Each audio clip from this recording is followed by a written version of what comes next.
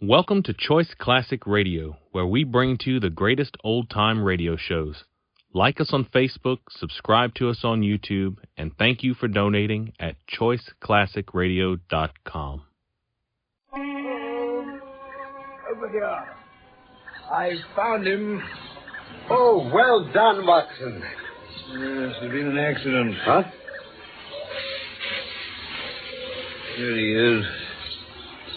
Look. But this is no accident, Watson. It would take a terrible blow to crush a man's skull like this. The poor fellow's been brutally murdered. My medical training had given me some preparation for the many faces of death. And on several investigations with my friend Sherlock Holmes, I had reason to be grateful. My name is Watson, Dr. Watson, so often privileged to share the adventures of Sherlock Holmes. I will tell you what happened in the case of the Priory School. We had some dramatic entrances and exits upon our small stage at 221B Baker Street, Sherlock Holmes and I, but I can't recollect any as sudden and startling as the first appearance of Dr. Thornycroft Huxtable, M.A., Ph.D., etc., etc. His card seemed too small to carry the weight of his academic distinctions, but he himself was large and pompous, the embodiment of high position and solidity. But this impression lasted little longer than his greeting. How do you do, gentlemen? I am very... Oh, great heavens, Holmes. Let's see. Well, the old remedy's the thing here. Brandy and water again? Great believer in it. Usually does the trick, you must admit. Oh, I do. Ah, he's beginning to stir.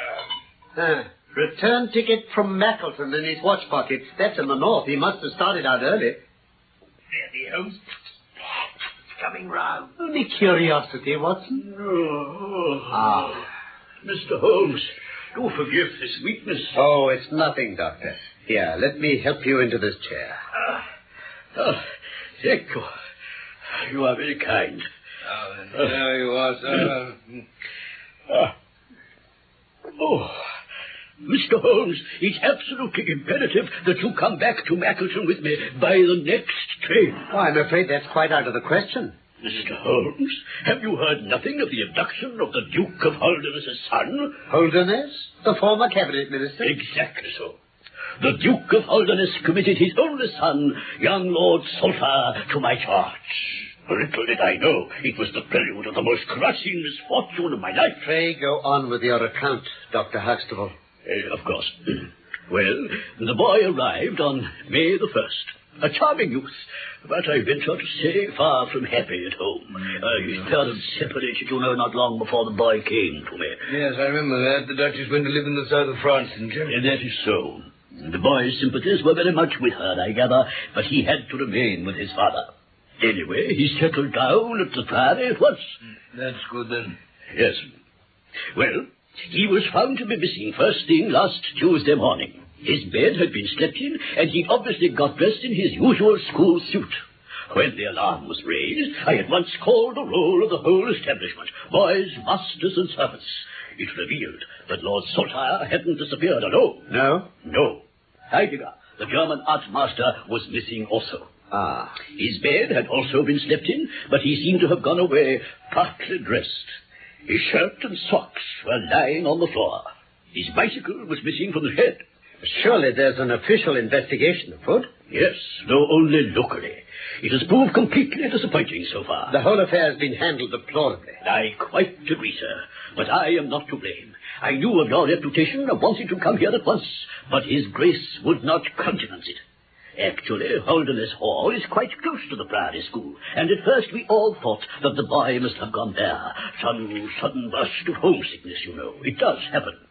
But the Duke was as surprised as we were when he heard the news. Had the boy a bicycle? No. Was any bicycle missing other than the German's, I mean? No, none. I see. Did anyone call to see the boy on the day before he disappeared? No. Did he get any letters?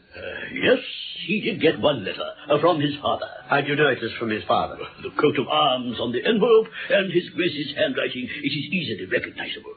Had the boy ever had a letter from France? From France? Why, no. I should have remembered that. You said, though, that the boy's sympathies were with his mother. Who told you that? I had a confidential talk with His Grace's secretary, Mr. James Wilder. I see. Mr. Holmes, I shall have to be leaving for Euston. I must get back to the school at a time like this, you understand. We shall be leaving for Euston, Dr. Huxtable. Ah, capital. You, I, and my friend Watson here. This case of the Priory School has some singular features, yet it should be capable of solution. If the scent isn't too cold around your door, Dr. Huxtable, perhaps two old hounds like Watson and myself may get a sniff. Well, gentlemen, this is the Priory School. Roberts, these gentlemen, coats, if you please. Very well, Dr. Huxtable, sir. Sir. Yes? The Duke is here, sir. Oh. His Grace is in the study, and Mr. Wilder's with him, sir. He seems rather upset. Oh, dear me. Then I must see them without delay. Come, gentlemen, and I will introduce you at once. Oh, yes.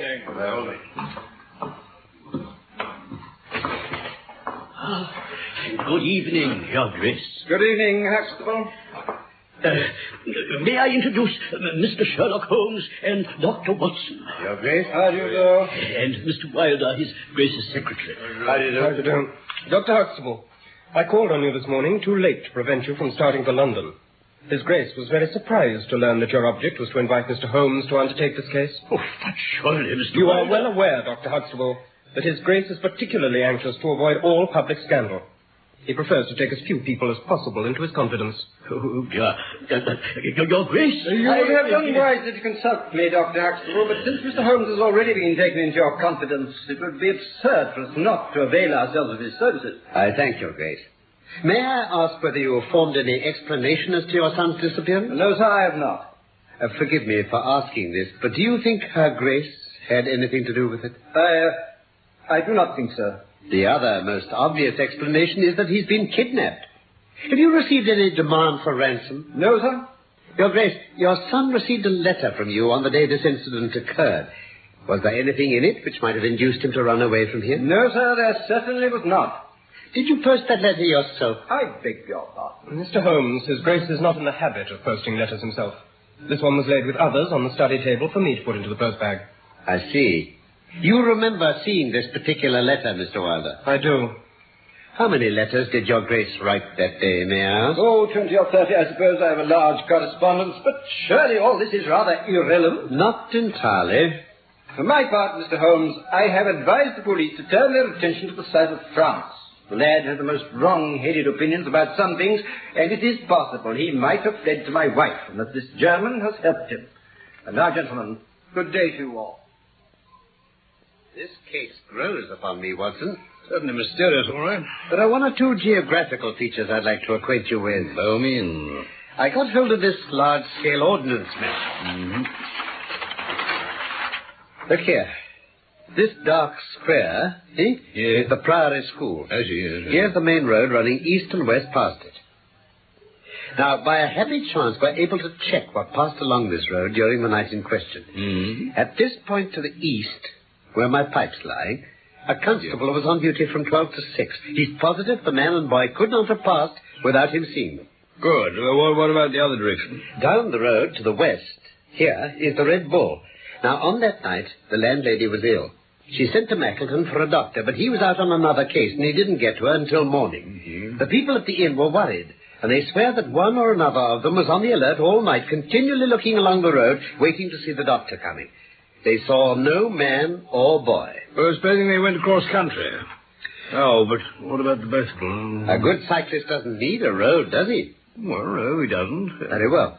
Then, assuming that the cycle was used and not along the road, this is the only possible direction. Yeah. To the north, here, across this moorland.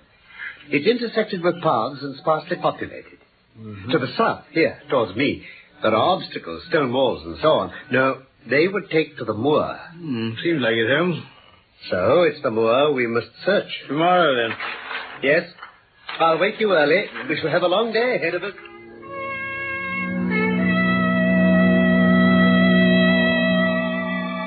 Hello, hello, hello. What have we here? Have you found something, Holmes? Oh, I see a perfect bicycle tarmac. Oh, but we don't know whether it's the bicycle, do we? I am familiar with 42 different impressions left by tires. From what the other masters could tell me, this was the make of tire Heidegger had on his machine. Splendid. And the rider was traveling away from the Priory school. How can you tell that? Simple. Just look at these impressions. Some are deeper than others in this soft ground. Well, obviously, the deeper are those of the rear wheel with all the rider's weight on it. You can see several places where they pass over the shallower ones. So then, let us follow and see what else we may find.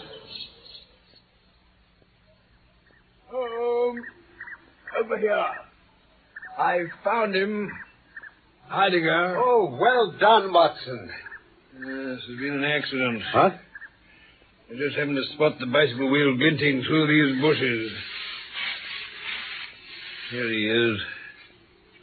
Look. But this is no accident, Watson. The poor fellow's been brutally murdered. The body and the bicycle concealed here. Oh, there's no doubt that this is Heidegger. Who else? He fits all the descriptions I've had. It would take a terrible blow to crush a man's skull like this. Now, he threw a coat on over his night things and put on his shoes, but not his socks. But the boy, we're told, was fully dressed when he disappeared. Looks as though the German had to act quickly. Exactly. And why? Because he looked out of his bedroom window and saw the boy leaving. I see. He threw on his things and set off after him. But why on a bicycle? Surely he could have caught him on foot. No. No, the boy was moving too quickly for him. Well, let us continue our reconstruction. Where we are now is some 5 miles from the school. At this point, the pursuer met his death. And how? By a great blow, hard enough and vicious enough to crush his skull. A 10-year-old boy couldn't have done that. Then the boy did have someone with him. Almost certainly.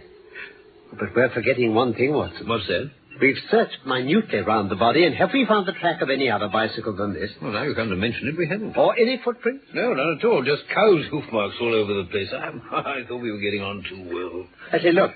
There's a fellow cutting peat about half a mile back. We must send him off with a message to the police about this unfortunate German. Then there's nothing for us, I'm afraid, but to go on in the direction these cycle tracks were heading and see where it leads to, if anywhere.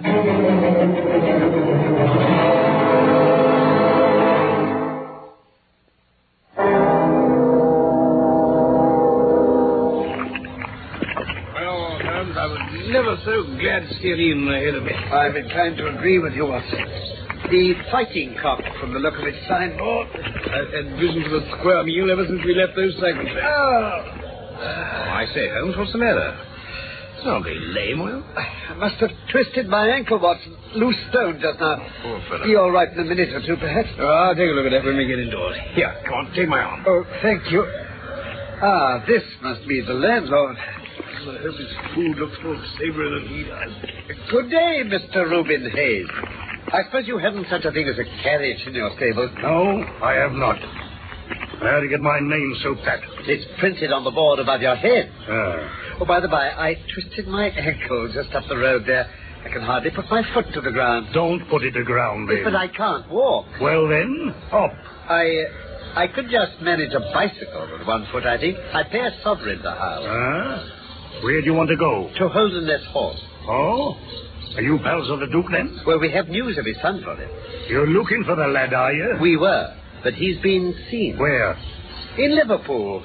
They expect to get him any time now. Oh, well, that's good news then, isn't it? Now, surely you can help my friend in some way. He can't walk on like this. I happen I can. You got a bicycle for him? No, haven't got no bicycle. Yeah, I tell you what, though. I'll let you have 2 horses to take you as far as the Hall. It's only a couple of miles. Capital. And now I think we'll have something to eat, if you'll be so kind. Right, gents. First door on the left as you go in. I'll just go and see what I can find for thee. Thank you. Now, come on, Holmes. Eat on me as heavily as you like. Thank you. Well, here we are. Good. And thank you for your comfort and aid, Watson. See, my ankle is better already for your sympathy. Oh, Holmes, what game are you up to now? I could have sworn that was a very nasty sprain. Well, I thought if our landlord had a bicycle, I should like to have a look at it. All he seems to have is a couple of horses. Watson. What? Cows, Watson. Cows? Did you see any on the moor? No, I didn't. Nor did I. Well, then. But there were hoof marks all over the place where Heidegger was killed. That's right. I thought at the time, funny place to have cows milling around, but you never know. There were cow hoof marks, weren't there? Oh, yes. Quickly, Watson, before he comes back. We must nip round to his stables and see what we can see. The stable.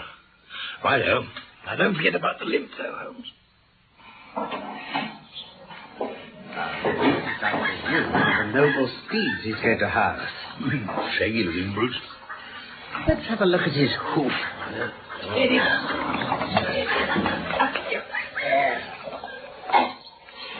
See, Watson? See what? Old shoes, but new nails. Watson, this case deserves to become a classic. All right. Look out, Holmes. Look out. Landlord's coming. Hey, you! You infernal spite! What are you doing there? Why, Mr. Reuben Hayes, one might think that you were afraid of our finding something out. Now, look here, mister. I don't care for folk poking about my place without leave. The sooner you pay your score and get on your way, the better I'll be pleased. Now, look here. All right, Mr. Hayes. No harm, then. We've been having a look at your horses, but I think I'll try to walk after all. It's not far, I believe. Watson, we were getting warm at that inn, as the children say. We get colder every step we take away from it. Mm-hmm. No, I can't possibly leave it. I must take another look at the place in a less obtrusive way. All right. Up on this bench will do, I think. That's better. Hello? What have you seen? There's a fellow on a bicycle coming from the direction of the hall. Yeah, he's moving, Phil. Get down behind this bramble. Quick. Let's see who it is.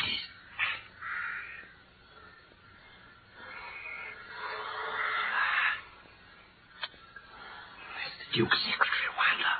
So it is. Come, Watson. Let's see what he's up to, bicycling about the countryside. We shan't see anything at all, Phil. It's getting dark. Oh, I hadn't noticed. They've just lit the lamp in that first-floor room. I think we'll hold on here until it's dark enough to go down and take a really close look.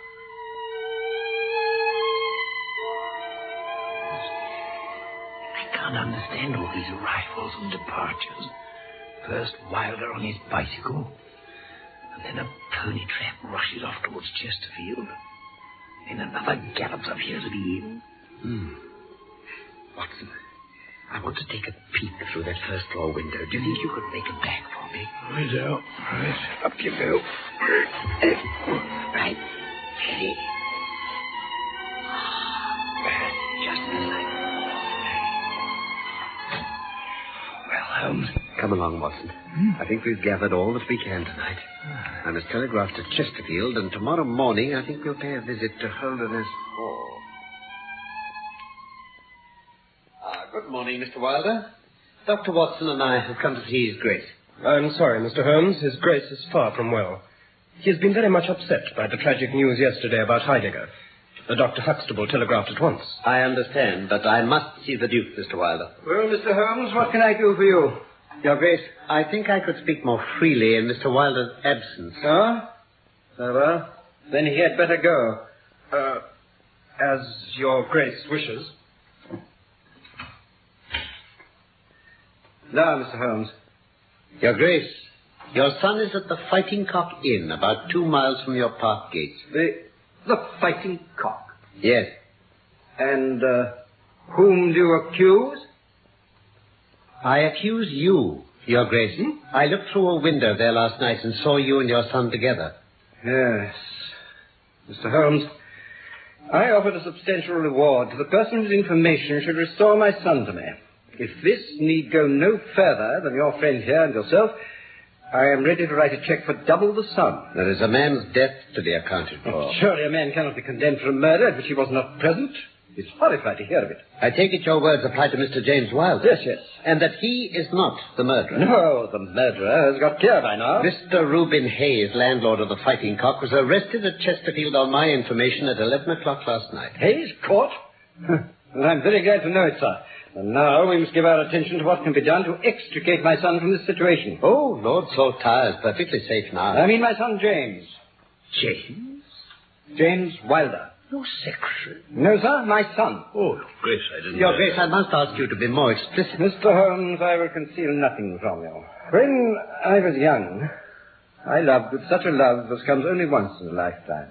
I offered the lady marriage, but she refused it because such a match might ruin my career. She died, leaving me with this child, James. I see. I couldn't openly acknowledge his relationship to me, so I tried to make it up to him by giving him the best of educations and keeping him as close to me as I could. Yes, but he found out my secret. Ever since, he's held over me his power to provoke a scandal at any time. Huh. He was also inordinately jealous of my legitimate son and heir. Indeed, he hates him.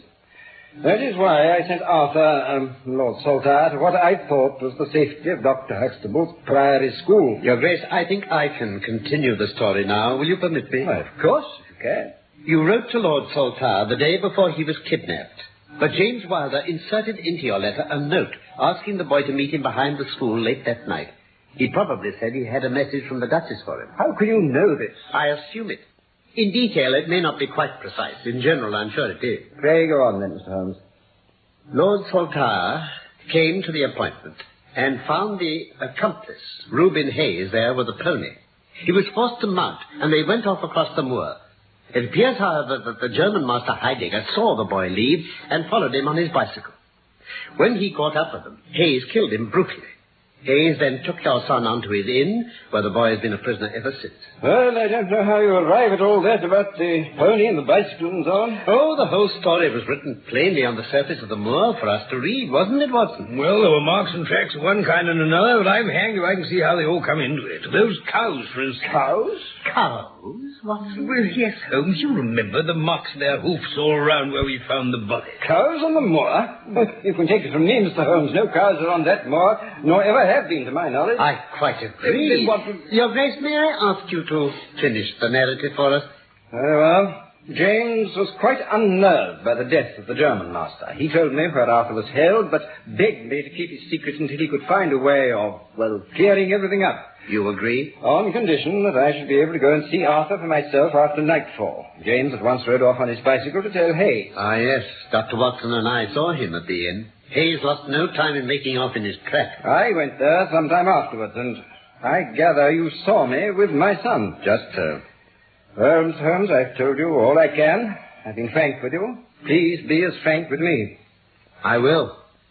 In the first place, Your Grace, I'm bound to tell you that you've condoned a felony and aided the escape of a murderer. I'm ready to take all the consequences. Oh, I'm not here in an official position. And there's no reason, so long as the ends of justice are served, why I should disclose all I know. Hayes will be hanged, never doubt that. As to your son James, I would warn Your Grace that his continued presence in your household can only lead to misfortune. I understand that, Mr. Holmes, and it is already settled that he shall seek his fortune in Australia. Then my friend Watson and I can congratulate ourselves upon several happy results from our little visit to the north. Yes, indeed, Holmes. Mr. Holmes, here is your check. Thank you, Your Grace. But before you go, what was all that about cows on the moor? Yes, Holmes, I want to know that, too. The answer is behind you, sir.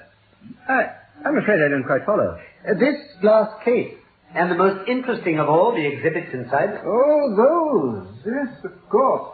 Yes, they were dug up in the bed of the moat some years ago. What are they, Your Grace? Oh, they're supposed to have been used by some of the marauding barons of Holderness in the Middle Ages. They attached them to the horses' hooves. You see, they're shaped below with a cloven foot of iron, so the horses' tracks would look like cows and drove pursuers off the scent. I suggest, Your Grace, you examine them closely.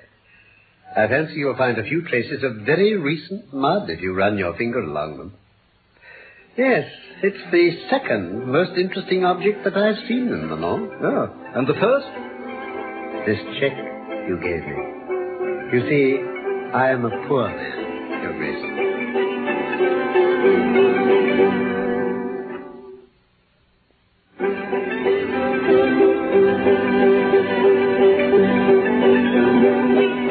The Priory School was one of the stories of Sherlock Holmes, written by Sir Arthur Conan Doyle. My real name is Norman Shelley. My friend Carlton Hobbs played Sherlock Holmes, and I was Dr. Watson. Michael Hardwick wrote the script for this BBC production from London. Need I say I look forward to the pleasure of your company again, and soon, for more of the adventures of Sherlock Holmes.